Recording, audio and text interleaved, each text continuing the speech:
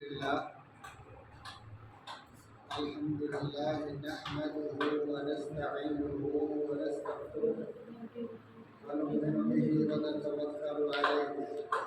ونعوذ بالله من شرور انفسنا ومن سيئات اعمالنا من يهده الله فلا مضل له ومن يضلل فلا هادي له واشهد ان لا اله الا الله وحده لا شريك له واشهد ان محمدا عبده ورسوله اما بعد فان خير الحديث كتاب الله وخير الهدي هدي محمد صلى الله عليه وسلم وشر الامور محدثاتها وكل محدثه بدعه وكل بدعه ضلاله وكل ضلالة في النار. أما بعد فأعوذ بالله السميع العليم من الشيطان الرجيم. بسم الله الرحمن الرحيم. يا أيها الذين آمنوا كتب عليكم الصيام كما كتب على الذين من قبلكم لعلكم تتقون. أيام معدودات فمن كان منكم مريضا أو على سفر فعدة من أيام أخر وعلى الذين يطيقونه فدية طعام مسكين فمن تطوع خيرا فهو خير له وأن تصوموا خير لكم إن كنتم تعلمون.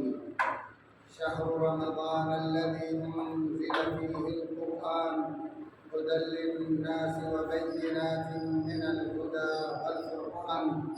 فمن شهد منكم الشهر فليصم ومن كان مريضا أو على سفر فعدة من أيام أخر يريد الله بكم اليسر ولا يريد بكم العسر ولتكملوا العدة ولتكبروا الله على ما هداكم ولعلكم تشكرون. تمام قسم کے حمد و ثنا بڑائی اللہ جلال و اکرام کے لیے ہے. درود و سلام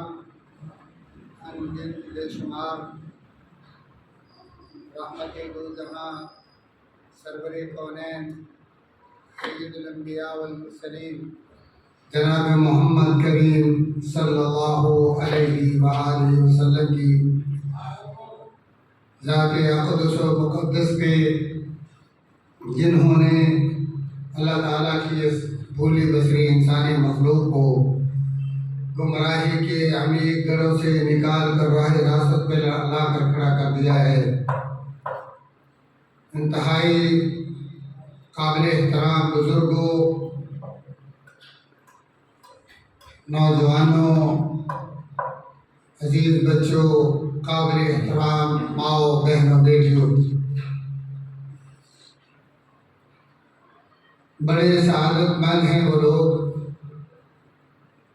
جنہیں اللہ تبارک و تعالی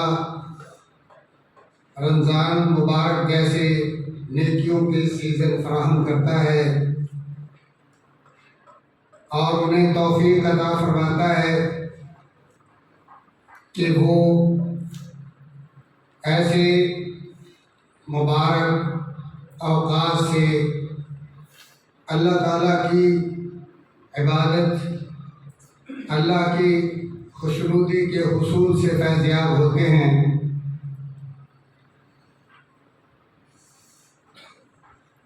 اسلاف ان کی عادت اور معمول تھا کہ رمضان مبارک کی آمد سے پہلے 6 مہینے وہ اللہ تعالیٰ سے یہ دعائیں کرتے، التجائیں کرتے کہ اے اللہ، یہ اتنا بابرکت مہینہ، یہ نیکیوں سے لبریز مہینہ، گناہوں کی معافی کا بہانہ مہینہ، اس مہینے کو پانے کی، اس کی نیکیاں کمانے کی ہمیں توفیق عطا فرما. اور جب رمضان مبارک کے روزے رکھ لیتے پھر باقی 6 مہینے اللہ تعالیٰ سے گڑ گڑا کے یہ دعائیں کرتے رہتے کہ اے اللہ اگر تو نے ہمیں اپنی توفیق سے یہ عظیم الشان برکتوں سے رحمتوں سے لبریز مہینہ عطا کیا ہے تو اب اسے قبول فرما لے۔ یہ ہمارے اسلاف کی عادت تھی، ان کا رویہ تھا، رمضان کے ساتھ ان کا یہ لحاظ برتاؤ تھا کہ پورا سال وہ رمضان مبارک کے مہینے سے جڑے رہتے تھے، ان کی توجہ اور دھیان اسی کی طرف ہوتا تھا، اور اس کی طرف ان کا دھیان کیوں نہ ہوتا۔ نبی مکرم صلی اللہ علیہ وآلہ وسلم مدینہ منورہ کی مقدس سرزمین پر مسجد نبوی میں روضۃ من ریاض الجنہ کے منبر سے صحابہ کرام کی عظیم الشان روحانی قدسی ہستیوں کو رمضان کی آمد سے آگاہ فرماتے اور کہا کرتے تھے یہ وہ اللہ تعالیٰ کا مہمان مہینہ جس کی آمد ہے، جس میں اللہ تعالیٰ اپنے فضل و کرم سے ایسی بارش برساتا ہے کہ جس کی وجہ سے اللہ اس پورے مہینے میں جہنم کے دروازوں کو بند کر دیتا ہے اور جنت کے دروازے کھول دیتا ہے،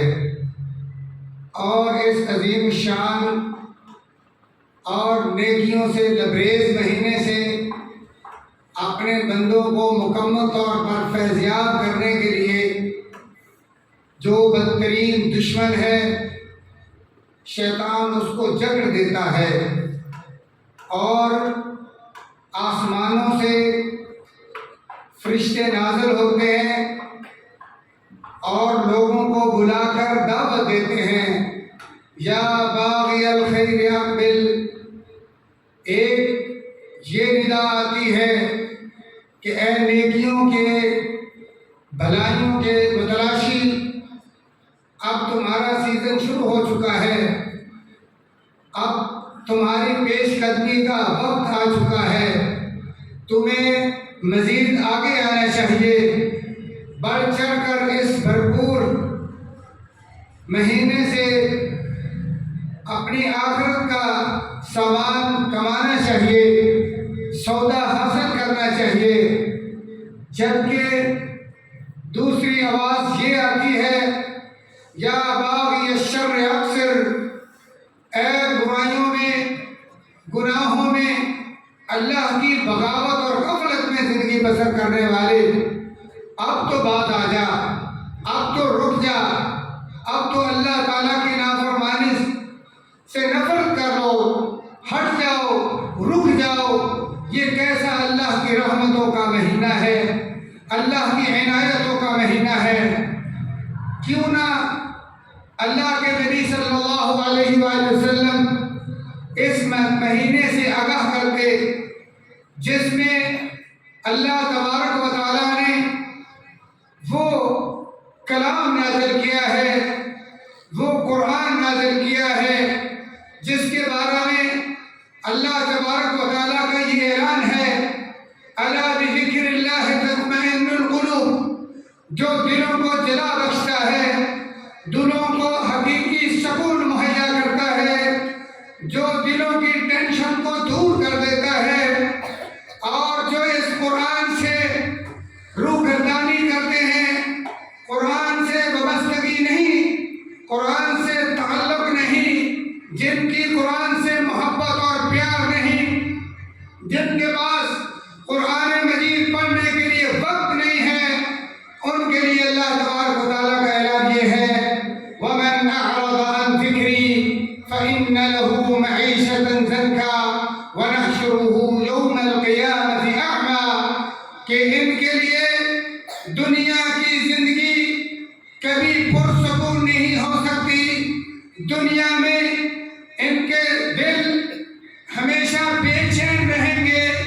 بے سکون رہیں گے،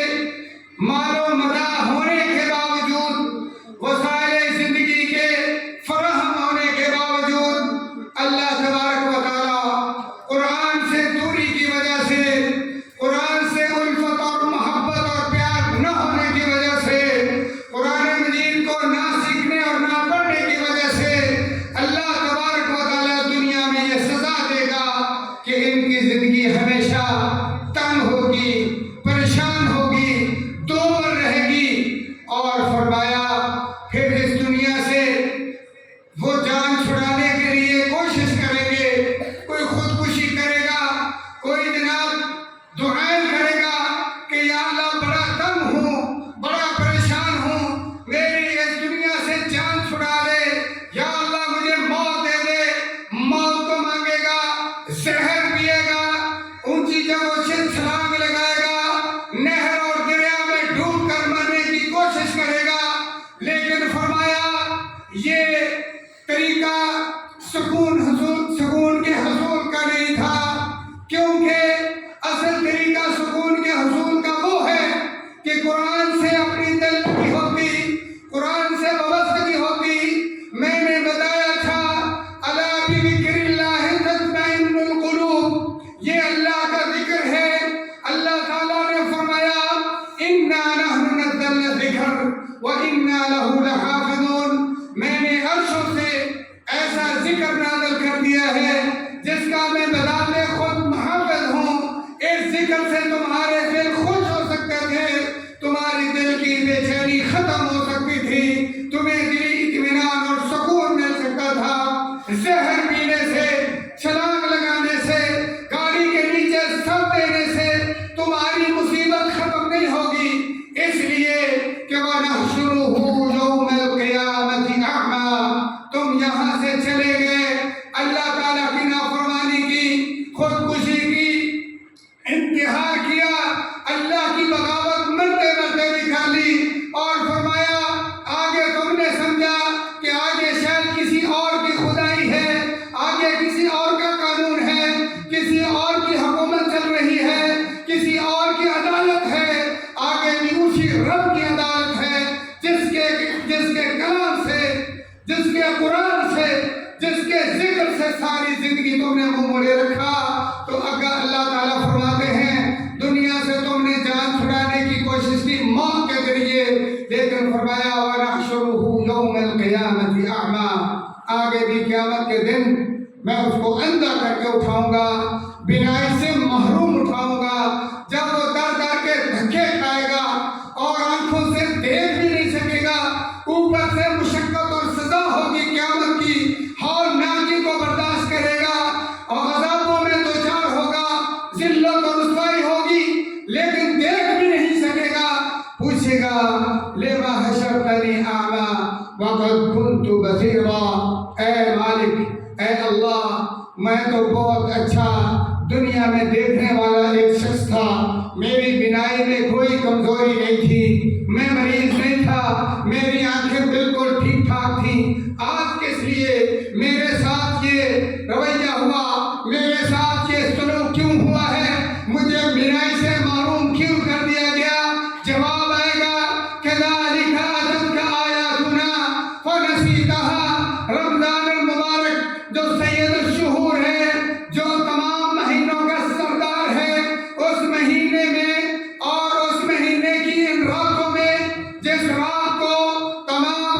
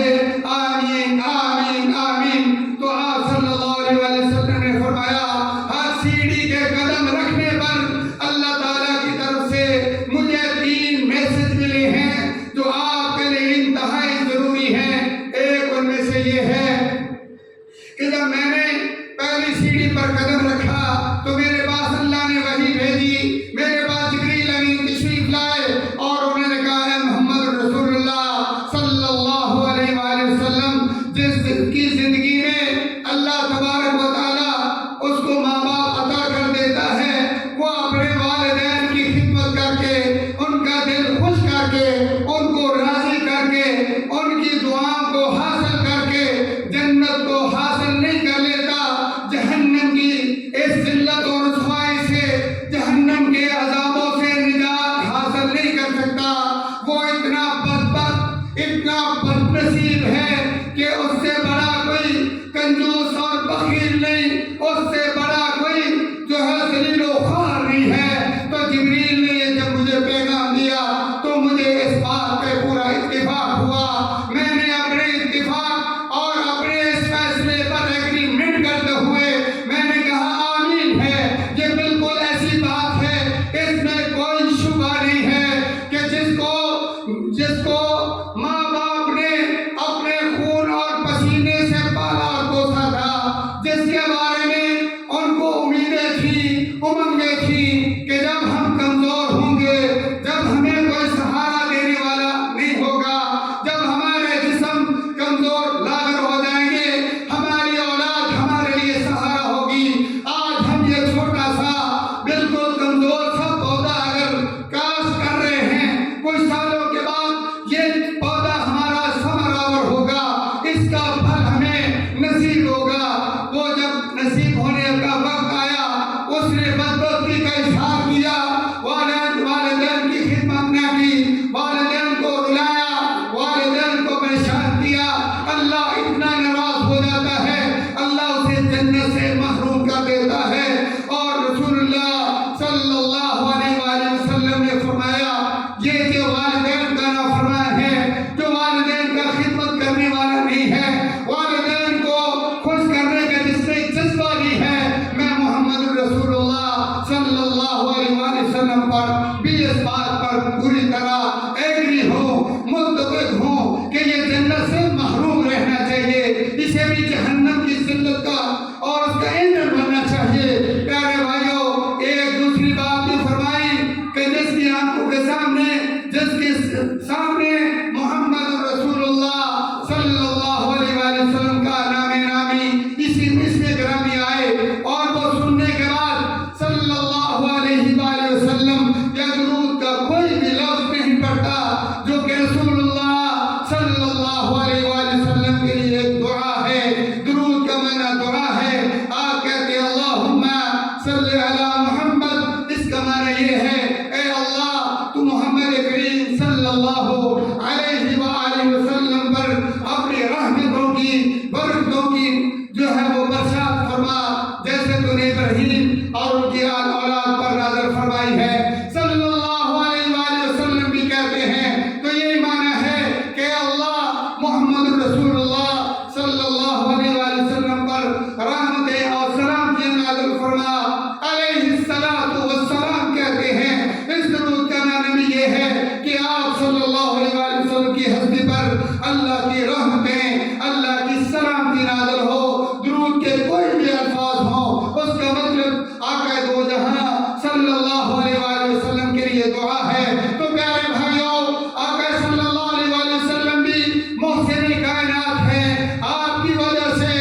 آج ہم مسلمان ہیں، آپ کی وجہ سے ہم کلمہ لا الہ الا اللہ پڑھنے کے لیے تیار ہیں، آپ کی وجہ سے آج ہم مسجدوں میں ہیں، آپ کی وجہ سے رمضان مبارک کی برکتیں ہمیں حاصل ہیں، ورنہ ہاتھ ہم بھی ہندوؤں کے ساتھ، سکھوں کے ساتھ، مجوسیوں کے ساتھ مندروں میں ہوتے یا کسی اور بت خانے میں ہوتے، ہم اللہ کو نہ جانتے، نہ ہم اللہ کو راضی کر سکتے۔ اسی طرح آج ہماری اگر روح قبض ہوتی، ہمیں سکھا میں جلا دیا جاتا، ہمیں وہاں جو ہے وہ پھینک دیا جاتا۔ آج اگر ہمیں صحیح معنوں میں عزت کے ساتھ، عظمت کے ساتھ، خیر و بھلائی کے ساتھ، رسپیکٹ کے ساتھ، بڑے ادب و احترام کے ساتھ کفن اور دفن ملتا ہے، تو یہ محمد رسول اللہ صلی اللہ علیہ وآلہ وسلم کی قربانیوں کا صلہ ہے۔ آج اگر ہم دین پر ہیں، اسلام پر ہیں، توحید پر ہیں، نمازی ہیں، روزے دار ہیں، قرآن مجید پڑھتے ہیں، اگر سچ بولتے ہیں، دیانتدار ہیں، اگر حیا اور غیرت ہمارا شیوا ہے، تو یہ محمد رسول اللہ صلی اللہ علیہ وسلم کی دعوت و تبلیغ اور آپ کی قربانیوں اور آپ کی بے تحاشا دعاؤں کا نتیجہ ہے۔ پیارے بھائیوں، چند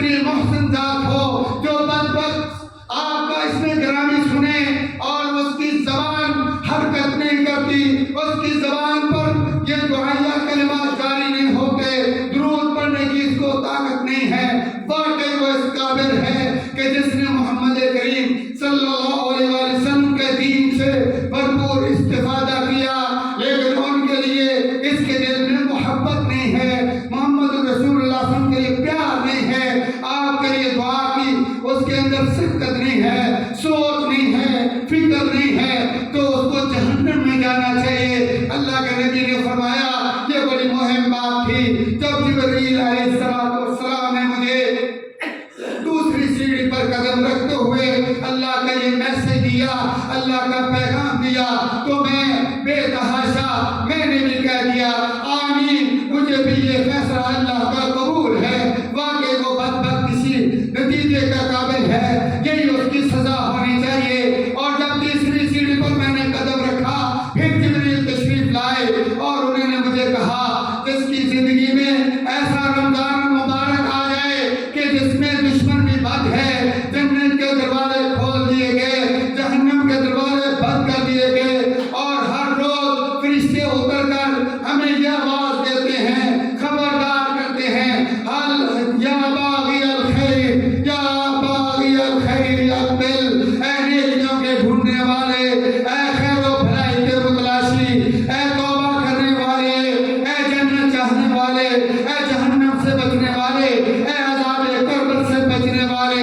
اے اللہ کو خوش کرنے والے، اللہ کو راضی کرنے والے، اللہ کی ولایت ڈھونڈنے والے، اللہ کا دوست بننے والے، اللہ کا ولی بننے والے، آ جاؤ تمہارا سیزن شروع ہو چکا ہے اور دھڑا دھڑ رمضان مبارک کی نیکیوں سے فائدہ حاصل کرو، رمضان میں روزہ رکھو، رمضان میں قرآن مجید کی تلاوت کرو، رمضان میں صدقہ خیرات کرو، رمضان مبارک میں تراویح قیام کرو، رمضان مبارک میں تہجد پڑھو، رمضان مبارک میں والدین کی خدمت کرو، اڑوسیوں پڑوسیوں کے ساتھ اچھا سلوک کرو، رمضان میں تیمارداری کرو، رمضان میں جنازے پڑھو، رمضان مبارک میں جو آپس میں جھگڑے ہوئے ہیں، لڑے ہوئے ناراض ہیں، ان کے درمیان صلح کرو، نیکیوں کے دروازے کھلے ہوئے ہیں۔ تو اس فرشتے نے آواز دی یا باغی الخیر یا باغی الخیر، اے نیکیوں کے چاہنے والے، اے نیکیوں کے متلاشی، تمہارا سیزن شروع ہو چکا ہے، اقبل آگے آؤ، نیکیوں کو پالو، نیکیوں کے خزانوں جمع کر لو۔ اور پیارے بھائیوں یہ وہ عظیم شان مہینہ ہے، دوسرا فرشتہ اللہ کے حکم سے آتا ہے، اللہ کی رحمت کا جو ہے وہ آ کر اعلان کرتا ہے یا باغی الشر اغفر، اے گناہوں میں ڈوبے ہوئے، اے اللہ سے دور، مسجدوں کو چھوڑنے والے، نمازوں سے دور رہنے والے، قرآن کریم سے دور رہنے والے، صدقہ خیرات اور زکات سے دور رہنے والے، اللہ کے نافرمان، جہنم کے راستے چلنے والے، عذاب اور دوزخ کو مقدر بنانے والے، شیطان اور ابلیس کا ساتھ دینے والے، اب باز آ جاؤ، زندگی کا پتہ نہیں ہے کب تمہارا جنازہ ہو جائے، کب اعلان ہو جائے کہ فلاں اب چل بسا، اب اس کی موت کا جو ہے وہ نگارہ بج جائے اور تمہاری زندگی ختم ہو جائے، یکایک تمہیں اس وقت ہوش آئے، مال و متاع اکٹھے کرنے والے، دنیا کی کثرت میں پھنسنے والے، دنیا کے سرسبز و شاداب کے پیچھے بھاگنے والے، الہاکم التکاثر حتی زرتم المقابر، اللہ کا قرآن ہمیں جگا رہا ہے، ہمیں بیدار کر رہا ہے، ہماری آنکھیں کھول رہا ہے، کبھی یہ کہتا ہے الذی جمع مالا وعددا یحسب ان مالہ اخلدا، کلا، فرمایا کلا لینبذن فی الحطمہ وما ادراک ما الحطمہ، مال متاع تمہارا کام نہیں آئے گا۔ اللہ اس قرآن میں بار بار کہتا ہے المال والبنون زینت الحیات الدنیا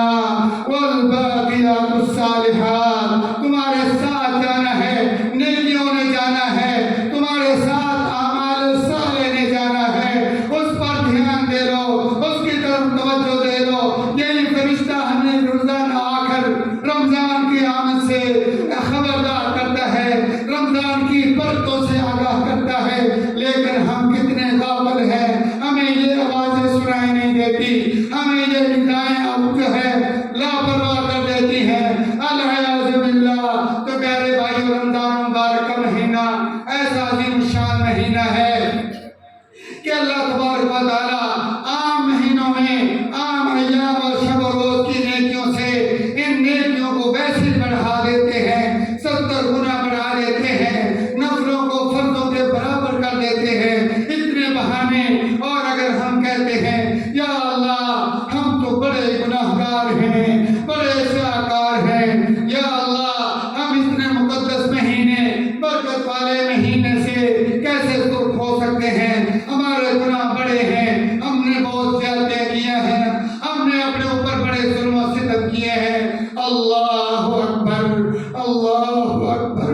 تو اللہ اتنا مہربان ہے، ہمارے ماں باپ سے زیادہ ہم سے پیار کرنے والا ہے، جتنا اللہ ہمارا ہمدرد ہے، جتنا اللہ ہمارے ساتھ پیار کرتا ہے، اتنے پاور ہونے کے باوجود، اتنے مطلق العنان بااختیار ہونے کے باوجود، بادشاہوں کا بادشاہ، اس کو کوئی پوچھنے والا نہیں، یفعل ما یرید وما تشاءون الا ان یشاء اللہ،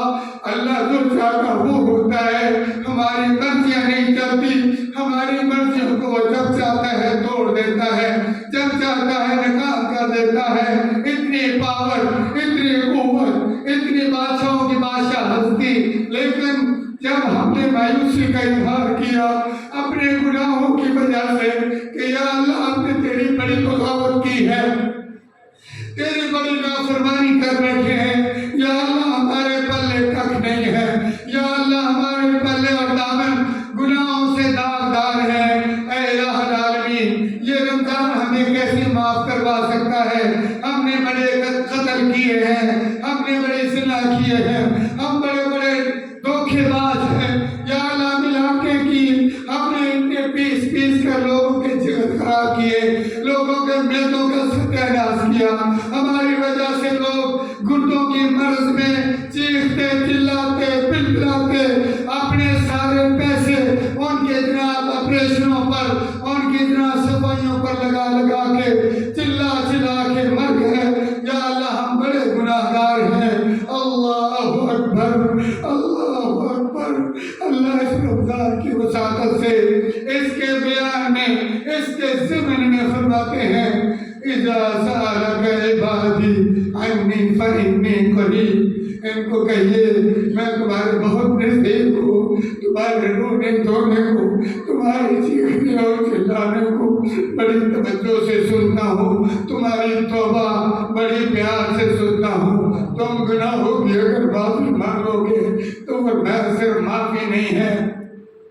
صرف معافی نہیں ہے، میں کوئی عام شہنشاہ نہیں ہوں، میں کوئی عام بادشاہ نہیں ہوں، عام سخی نہیں ہوں، میں ایسا سخی ہوں، میں ایسا پیار اور محبت کرنے والا نہیں ہوں جس کی محبت عارضی ٹمپریری ہو، میری محبت لازوال ہے، میری دوست سے بڑی کام کی ہے، اس کو حاصل کر لو، میں تمہارے بڑا قریب ہوں، اذا سألک عبادی عنی فإنی قریب۔ اور ہم تو کہتے ہیں فلاں ہستی کی بڑی سنتا ہے، فلاں کی بڑی سنتا ہے، کہ اللہ سے بھی تم نے پوچھا کہ کس کی سنتا ہے؟ کیا اللہ نے یہ استثناء رکھے ہیں، اللہ نے یہ تخصصات رکھے ہیں؟ تمہیں بتاتا ہے اللہ کہ تمہارے اس پورے مجمع سے کس کی دعا سنی جائے گی؟ اللہ کے دربار میں بخل نہیں ہے، اللہ کے دربار میں کنجوسی نہیں ہے، اللہ تو سب کو فرماتا ہے اذا سألک عبادی، تم جتنے بھی گناہگار ہو، اللہ تمہیں اپنے بندے کہہ کے تمہیں مخاطب کہہ رہا ہے، اے میرے بندو اذا سألک عبادی عنی فإنی قریب، ہاں قریب ہوں، تو کیا کرے گا مالک؟ میں تو بڑا گناہگار ہوں، فرمایا اجیب دعوت الداعی اذا دعان، اجیب دعوت الداعی اذا دعان، تم جب بھی دعا کرو گے، مسجد میں دعا کرو گے قبول کروں گا، اپنے گھر میں دعا کرو گے قبول کروں گا، سواری میں ڈرائیونگ کرتے ہوئے دعا کرو گے قبول کروں گا، اپنے کاروبار پہ اڈے پر بیٹھ کے اپنی فیکٹری اور کاروبار میں دعا کرو گے قبول کروں گا، میرے گھر خانہ کعبہ میں آ کے دعا کرو گے تب بھی قبول کروں گا، مسجد نبی میں لوگوں تم میں ریاض جنہ میں آگے دعا کرو گے قبول کروں گا، کسی قبرستان میں جا کے دعا کرو گے میں وہاں بھی قبول کروں گا۔ فرمایا کبھی میں نے یہ نہیں کہا کہ وہاں کروں گا یہاں نہیں کروں گا، انی قریب، میں صرف چند ایک لوگوں کو قریب نہیں کرتا، عبادی جب تم میرے بندے ہو میں تمہارے قریب ہوں، اجیب دعوت الداعی اذا دعان، جب بھی تم دعا کرو گے فرمایا میں قبول کروں گا، اور پھر ہمیں حکم دیا ادعونی ادعونی، تم مجھ سے مانگو استجب لکم، میں تمہاری دعاؤں کو قبول کروں گا۔ پھر بھی جب ہم کہتے ہیں نہیں اللہ یہ تو نارمل بندے ہیں، یہ تو عام بندے ہیں، یہ نمازی لوگ ہیں، یہ روزے دار لوگ ہیں، یہ متقی اور پرہیزگار لوگ ہیں، میں بہت سیاکار ہوں، میں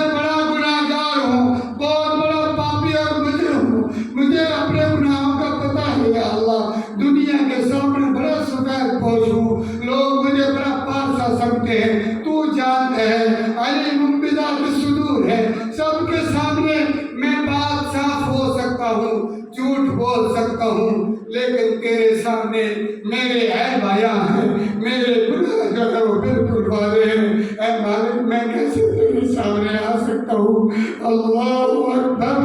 اللہ اکبر۔ وہ ارحم الراحمین اعلان کرتا ہے، قل یا عبادی الذین اسرفوا علی انفسہم۔ آپ سے پہلے اللہ تعالیٰ آپ آج اپنے بندوں سے نکل کر فرماتے ہیں میرے بندو، قل یا عبادی، اے میرے وہ بندو، الذین اسرفوا علی انفسہم، جنہوں نے اتنے گناہ کیے کہ ہم مایوس ہو چکے ہو۔ فرمایا لا تقنطوا من رحمت اللہ، لا تقنطوا من رحمت اللہ، لا تقنطوا من رحمت اللہ۔ اللہ کی رحمت ایسی ہے، اس سے کوئی گناہ گار بھی مایوس نہیں ہو سکتا۔ کس لیے؟ فرمایا ان اللہ یغفر الذنوب جمیعا، اللہ تمہارے سارے گناہوں کو معاف کر دے گا۔ اور معافی پہ قربان جاؤں، معافی پہ قربان جاؤں۔ ایسی معافی اللہ کی قسم آپ نے دنیا میں کوئی مثال نہیں دیکھی ہوگی۔ بڑے بڑے فیاض دیکھے ہوں گے، بڑے بڑے کریم مہمان لوگ دیکھے ہوں گے، انہوں نے قیدیوں کو آزاد کیا ہوگا، ان کے جرائم معاف کیے ہوں گے، لیکن جو میرے مالک کی معافی ہے، جو میرے مالک کا رحم ہے، جو میرے اللہ کی مہربانی ہے، اللہ کی قسم ایسی مہربانی کی، ایسی جو ہے کرم نوازی کی آپ نے کہیں بھی مثال نہیں سنی ہوگی۔ اللہ تعالیٰ فرماتے ہیں إِلَّا مَنْ تَابَ وَآمَنَ وَعَمِلَ عَمَلًا صَالِحًا فَأُولَئِكَ يُبَدِّلُ اللَّهُ سَيِّئَاتِهِمْ حَسَنَاتٍ۔ فرمایا تم دل سے توبہ کرو، توبہ نصوحہ کرو، سچی دل سے توبہ کر لو، گناہوں اور جرائم کو چھوڑ دو، راہ راست پہ آ جاؤ، شیطان طاغوت کی دوستی چھوڑ دو، دنیا کی عیاشی چھوڑ دو، دنیا کی دوستی چھوڑ دو، دنیا سے ہٹ کر میرے ساتھ دوستی لگا کے دیکھو، اپنے گناہوں کی معافی مانگ کر دیکھو، سچی توبہ تم کر لو، تمہارے سارے گناہوں کو نیکیوں میں تبدیل کر دینا ارحم الراحمین کا کام ہے۔ بھائیو، یہ رمضان المبارک کا مہینہ شہر القرآن ہے، شہر الصیام ہے، شہر القیام ہے، شہر التوبہ ہے۔ یہ ایسا عظیم الشان مہینہ ہے، نہ جانے ہماری زندگی میں ایسا دوبارہ چانس آئے یا نہ آئے۔ پیارے بھائیو، لمبی امید لگانا چھوڑ دے، یہ چھوڑ دے، کوئی بات نہیں، کل سے شروع کروں گا، کوئی بات نہیں، اس وقت جب میں یہ کام کر لوں گا، عمرہ کروں گا، حج کروں گا، اس کے بعد نہیں بھائیو، نہ جانے کب یہ پانی کے بلبلے سے ہوا نکل جائے اور آپ کا جنازہ آپ کی قبر کی طرف روانہ ہو جائے۔ ہم نے اپنی زندگی میں نہ تو چھوٹے بچوں کو مستثنا ملتا دیکھا ہے، نہ جوانوں کو، نہ تندرستوں کو، نہ علماء کو، فضلاء کو، نہ قراء کو قرآن پڑھتے ہوئے موت آتی ہم نے دیکھی، اور خطاب کرتے ہوئے جناب تقریر کے دوران موت دیکھی۔ ہم نے دیکھا بدبختوں کو گانے گاتے ہوئے، ان کو اللہ نے اسی حال میں بلا لیا، نمازیوں کو اللہ نے سجدے میں بلا لیا۔ پیارے بھائیوں، تندرستوں نے، جوانوں نے مرنا ہے، اور یہ موت کل نفس ذائقۃ الموت، اس پہ ہمارا یقین ہے، میں بھی یقین کریں گے۔ یہ ایک ایسی حقیقت ہے، اس نے زور بازو سے مومن مسلمان کو مسلمان ہیں، کفار کو بھی منا لیا ہے، سب مانتے ہیں اس موت کی حقیقت کو۔ ماننے کا مطلب یہ ہے کہ آپ تیار ہو جائیں، اور اس تیاری کے لیے سب سے بہتر تیاری 5 وقت کی نماز ہے۔ جو رمضان کا انتظار نہیں ہے، جو حج کے سیزن کا انتظار نہیں ہے، نہ کوئی جمعہ دیکھیں گے، نہ کوئی اور دن دور دراز کے، بلکہ ایک دن میں 5 بار آپ گناہوں کی معافی مانگتے ہیں، آپ کے شوقت میں بیٹھتے ہیں۔ میرے اور آپ کے پیر و مرشد جناب محمد رسول اللہ صلی اللہ علیہ وآلہ وسلم نے فرمایا ہے، تشہد نماز کا آخری حصہ ہوتا ہے، سلام سے پہلے پہلے مومن کی دعاؤں کو اللہ رد نہیں کرتا، اور اس وقت جو دعائیں سکھائی ہیں اس میں جو دعائیں اللہ کے نبی نے سکھائی ہمیں یاد کرنی چاہیے۔ یقیناً ہمارے پاس آخرت کے لیے ٹائم نہیں ہے۔ جب بھی آپ کو کوئی بلاتا ہے، کوئی فون کرتا ہے بیچارہ، کوئی کمزور آپ سے کوئی طلب جو ہے مدد طلب کرتا ہے، مشورہ طلب کرتا ہے، آپ اس کو یہی کہتے ہیں اللہ میرے پاس ٹائم نہیں ہے۔ گھر پہ دعوت دیتا ہے، افطاری پر بلاتا ہے، دعوتی پروگرام میں بلاتا ہے، آپ یہ جواب دیتے ہیں اللہ میرے پاس ٹائم نہیں ہے، میرے پاس یہ ہے، بیوی بلاتی ہے، بچے بلاتے ہیں، آپ یہی جواب دیتے ہیں میرے پاس ٹائم نہیں ہے۔ ہم نے اتنا زیادہ بولا ہے، یہ ہم اتنی بار کہہ چکے ہیں، لگتا ہے ملک الموت آئے گا آپ اسے بھی کہیں گے میرے پاس ٹائم نہیں ہے، لیکن اس وقت آپ کی یہ بات شاید قبول نہ ہو، کیونکہ اللہ تعالیٰ فرماتے ہیں وَلَن يُؤَخِّرَ اللَّهُ نَفْسًا إِذَا جَاءَ أَجَلُهَا۔ پھر آپ کو وقت نہیں ملے گا، ابھی وقت ہے، ابھی کوشش کر لیں۔ اللہ تعالیٰ نے ہمیں یہ چانس دیا ہے رمضان مبارک مہینے کا، دلوں سے کینے بغض ختم کر دے۔ رمضان مبارک کی نیکیاں سب آپ کو بیان کریں گے، ہمیں بھی پتا ہے ایک سال کے بعد ہم کو بھول نہیں جاتے، ہمیں سب پتا ہے، لیکن وَذَكِّرْ فَإِنَّ الذِّكْرَىٰ تَنفَعُ الْمُؤْمِنِينَ صرف ایک جات دہانی ہوتی ہے، لیکن ایک بات یاد رکھیں، دو شرطیں ایسی ہیں جن کے بغیر آپ کی کوئی نیکی قبول نہیں ہے، نہ نفل، نہ فرض، نہ رمضان کی باتیں، نہ غیر رمضان کی باتیں، صدقات خیرات جتنے مرضی کرو، جب تک دو چیزیں آپ میں نہ ہوں، وہ اساس اور بنیاد ہے۔ ایک ریاکاری سے بچنا، اگر اخلاص نہیں ہے اللہ تعالیٰ آپ کے عمل کو اتنا خطرناک کر دے گا، آپ کے لیے وبال کر دے گا۔ رسول اللہ صلی اللہ علیہ وآلہ وسلم نے فرمایا ہے ایک تو یہ منافقوں کی نشانی ہے کہ وہ ریاکاری کرتے ہیں، اور فرمایا منافقین ان المنافقین فی الدرک الاسفل من النار، نار گناہگاروں کے پاؤں کے نیچے، سب سے نیچے جہاں بول برادر جو ہے گندگی اوپر سے مزید آئے گی اور ان کے وزن کے نیچے بھی ان کو دبا کر سزا ملے گی، وہاں منافقوں کو ریاکاری کرنا، دکھلاوا، نمود و نمائش کرنا، یہ سوچ منافقوں کی ہو سکتی ہے، ایک سچے مومن مسلمان کی نہیں ہو سکتی۔ ریاکاری سے بچنا، دکھلاوے سے بچنا، مکسنگ سے عبادت میں بچنا، ایک خالص اللہ کی عبادت خالص رکھنا۔ وَمَا أُمِرُوا إِلَّا لِيَعْبُدُوا اللَّهَ مُخْلِصِينَ لَهُ الدِّينَ۔ دوسری شرط یہ ہے کہ محمد الرسول اللہ صلی اللہ علیہ وآلہ وسلم کے طریقے کو فراموش نہ کرنا، آپ کے طریقے جیسا کسی کے طریقے کو نہ سمجھنا،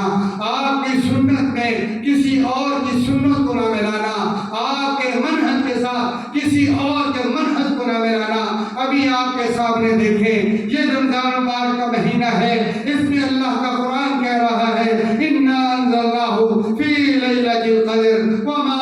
أَدْرَاكَ مَا لَيْلَةُ الْقَدْرِ لَيْلَةُ الْقَدْرِ خَيْرٌ مِّنْ أَلْفِ شَهْرٍ۔ فرمایا لیلۃ القدر کی شان کا تمہیں کیا پتا، اس کی عظمت کیا ہے، اس کا مقام و مرتبہ کیا ہے؟ فرمایا اس کا مرتبہ آپ صرف اتنا جانیں کہ اس میں اللہ نے قرآن نازل کیا، اور اس ایک رات کی عبادت، ایک رات کی عبادت 1000 مہینے کی عبادت سے افضل ہے۔ ہماری آنکھیں نہیں کھلتی، ہمیں رمضان کی لیلۃ القدر کی 5 راتیں، علماء تو کہتے ہیں آخر عشرہ پورا، اس کی 10 راتیں تسلی سے، اگر یقین سے آپ لیلۃ القدر پانا چاہتے ہیں، اسی لیے علماء فضلاء خود رسول اللہ صلی اللہ علیہ وآلہ وسلم گناہوں کے بخشش کے باوجود آپ کا شیطان آپ کا مطیع ہو گیا، کلمہ پڑھ کے مسلمان ہو جاتا ہے، لیکن اس کی اہمیت کے پیش نگاہ اس لیلۃ القدر کے حصول کے لیے رمضان کی نیکیوں کو اپنے نامہ اعمال میں ذخیرہ کرنے کے لیے رسول اللہ صلی اللہ علیہ وسلم کے اعتکاف بیٹھ جاتے تھے، اسلاف کے اعتکاف بیٹھ جاتے تھے، گھر سے، بیوی بچوں سے، بزنس سے الگ تھلگ ہو کر اللہ تعالیٰ سے یہ انعام پانے کے لیے معتکف ہو جاتے تھے۔ بھائیو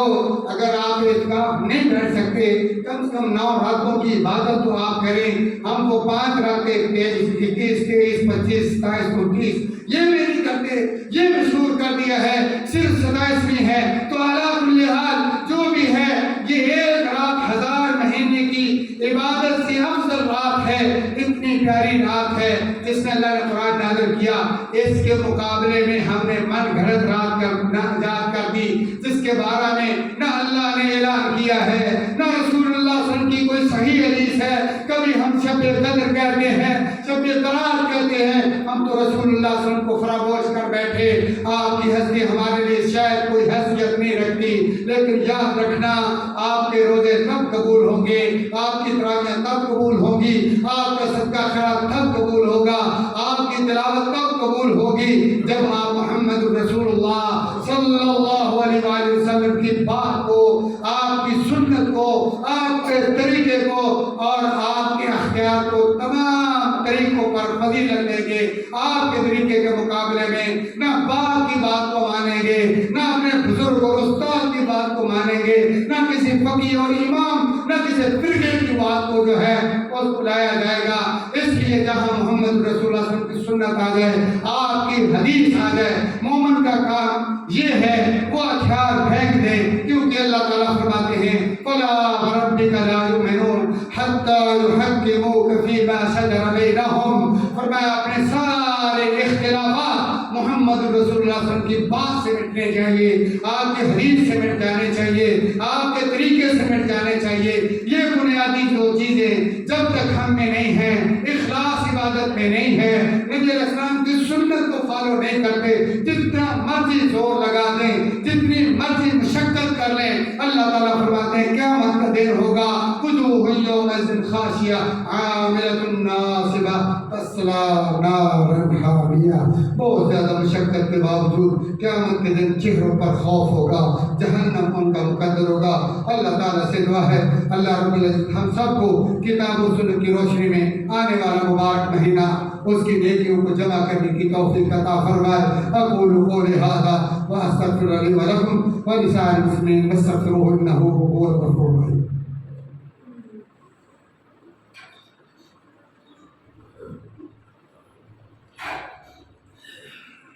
إن الحمد لله نحمده ونستعينه ونستغفره ونؤمن به ونتوكل عليه ونعوذ بالله من شرور أنفسنا ومن سيئات أعمالنا. من يهده الله فلا مضل له ومن يضلل فلا هادي له, وأشهد أن لا إله إلا الله وحده لا شريك له, وأشهد أن محمدا عبده ورسوله. أما بعد فإن خير الحديث كتاب الله وخير الهدي هدي محمد صلى الله عليه وسلم, وشر الأمور محدثاتها وكل محدثة بدعة وكل بدعة ضلالة وكل ضلالة في النار. أما بعد فأعوذ بالله السميع العليم من الشيطان الرجيم. بسم الله الرحمن الرحيم. وما أنفقتم من نفقة أو نذرتم من نذر فإن الله يعلمه. پیارے بھائیوں, رمضان مبارک کی آمد ہے اور اسی کی وساطت سے آپ کے سامنے نور الہدیٰ اسلامک سینٹر یہ ایک ادارہ ہے, اور میں اللہ تعالیٰ کے پیارے پیغمبر کے اس منبر سے اور مدینہ طیبہ کے منبر کے ترجمان ہونے کی حیثیت سے حقیقت میں آپ کو یہ بات بتاتا ہوں کہ جو کام ایک چھوٹی سی جگہ پہ ہو رہا ہے, میں نے بڑے بڑے ادارے دیکھے ہیں وہاں قرآن مجید کی یعنی تحفیظ کے حوالے سے, حفظ القرآن کریم کے حوالے سے اتنا منظم اور اتنا مؤثر طریقہ یا نہیں دیکھا. لگ بھگ میرا خیال ہے کہ 200 سے قریب بچیاں اور بچے ماشاءاللہ اس چھوٹی سی جگہ میں فیض یاب ہو رہے ہیں, اور وہ ہمارے بچے بچیاں ہیں. میں نے دیکھا ہے کہ ایسے بھائیوں سے میری ملاقات ہوئی تو جو سکول کی پریپ اور پہلی کلاس وہ ایک سال میں کیا پڑھ سکتے بیچارے, وہی اس میں الف نار بے بکری اور یہ وہ, تو تھوڑا سا انہوں نے اس کو رنگ رونگ لگایا ہوتا ہے, کوئی جناب گھوڑے رکھ دیے, کھلونے رکھ دیے, جناب ادھر وردیاں دے دی, ادھر مونو سونو لگا دیے اور پینٹ شرٹ پہنا دیتے ہیں. 30 ہزار روپیہ وہ ان سے فیس وصول کرتے ہیں.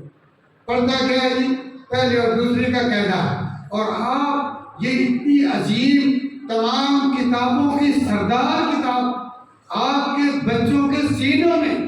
اس یعنی عظیم جگہ سے محفوظ ہو رہی ہے. آپ اتنی بڑی سعادت حاصل کر رہے ہیں, آپ کو پتہ ہی نہیں کہ آپ کتنا بڑا بزنس کر رہے ہیں. دنیا کی ساری ملیں, کوٹھیاں, جاگیریں یہی مٹ جائیں گی. یہ زلزلے آئے, کتنی بڑی بلڈنگیں مٹی کا ڈھیر بن گئی اور ان کے لیے جو ہے وہ قبرستان بن گئے. دیکھیے ہمارے ساتھ اس نے جانا ہے اور ہمارے یہاں بچے پڑھتے ہیں, کم سے کم اس کے اندر وہ سہولتیں تو ہونی چاہیے ان کے لیے, ہمارے بچوں کے لیے. قاری صاحب کو چھیڑیے. اب گرمیوں کا موسم ہے, ہم اپنے گھروں میں فکر کر رہے ہیں کہ جناب گرمیاں کیسے, اب گرمیاں آ رہی ہیں, لوڈ شیڈنگ ہوگی, کیسے ہم نے اپنی بچیاں ہیں گھر میں, بچے ہیں, ٹی وی ہے, ہم نے کیسے گزارا کرنا ہے, ٹھنڈا پانی فریج چلے گی, یہ ہے وہ ہے. ہر بندے کو فکر ہے. تو یہ اللہ کا گھر ہے, اللہ کے دین کا. تو بھائیوں یہ قاری صاحب کو فکر ہے, یہ ان کے بچے ہیں, وہ ان کے روحانی باپ ہیں. یقیناً ان سے جب بھی بات ہوئی, میں آج ان کے گھر کے پاس سے گزر رہا تھا, کئی سال سے میں ان کا گھر دیکھ رہا ہوں, باہر سے پلستر نہیں ہوا. آپ بھی دیکھ لے جاتے ہوئے, ہم گھروں میں جناب جب تک پوری ٹینشن نہیں ہوتی, تیاری نہیں ہوتی, ہماری بیٹیاں خوش نہیں ہوتی. تو کیا قاری صاحب کے بیوی بچے نہیں ہیں؟ اللہ ان کو ضائع کرتا. میں یہ نہیں کہتا ہوں کہ میں قاری صاحب کو مایوس کرتا ہوں. قاری صاحب بہت عظیم لوگ ہیں, قاری صاحب سب سے غنی ہیں انشاءاللہ, بڑے مقدر سعادت مند ہیں, کیونکہ یہ دنیا کے گھر مٹ جانے ہیں. جو قاری صاحب نے اپنی آخرت کا سودا ماشاءاللہ کمائی کی ہے, جو انہوں نے بزنس چلایا, پیسہ بزنس اللہ ہر ایک کو نصیب فرما دے. تو قاری صاحب سے میں نے کہا کہ گرمیوں کا کیا کیا؟ انہوں نے کہا ہماری سولر والوں سے بات ہوئی ہے, انہوں نے کہا کہ پنکھے اور پانی وغیرہ کا سسٹم بہترین فری چل سکتا ہے گرمیوں میں 12 لاکھ میں. تو میں تمام بھائیوں سے ریکویسٹ کرتا ہوں کہ جس کے پاس اللہ نے توفیق دی اور چاہتا ہے کہ میرے صدقہ جاری اور خانے سے راستے پہ لگ جائے, انشاءاللہ میں قیامت کے دن اس کا گواہ ہوں. اور مجھے پوری تسلی ہے کہ انشاءاللہ جہاں قرآن کی خدمت کے لیے جو آپ لگائیں گے, آپ کا ایک ایک پیسہ آپ کے لیے دنیا میں بھی راحت و برکت کا سبب, قبر میں بھی, محشر میں بھی اور جنت میں بھی انشاءاللہ آپ کو لے کے جانے کا سبب ہوگا. اللہ تعالیٰ سے دعا, اللہ تعالیٰ ہم سب کو رمضان سے پہلے